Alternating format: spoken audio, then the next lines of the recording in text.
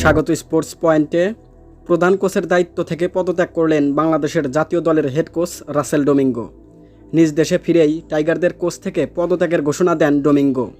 গতকাল দক্ষিণ আফ্রিকা থেকে ফোনে দেশের এক শীর্ষ গণমাধ্যমকে তথ্য নিশ্চিত করেন আফ্রিকান এই কোচ। বাংলাদেশের সময় ভালো যাচ্ছিল না ডোমিঙ্গোর। কোচিং স্টাফ আর ক্রিকেটারদের সাথে সম্পর্কের ফাটল ধরেছে কোচ রাসেল ডোমিঙ্গোর।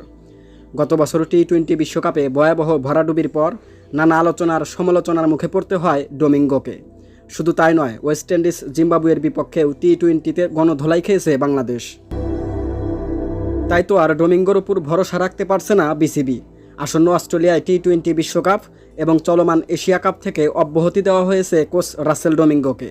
টাইগারদের ব্যাটিং কোচ হিসাবে জেমি সিডন্স এবং নতুন টেকনিক্যাল কনসালটেন্ট হিসাবে দায়িত্ব দেওয়া হয়েছে ভারতের কোচ শ্রীধরন শ্রীরামকে।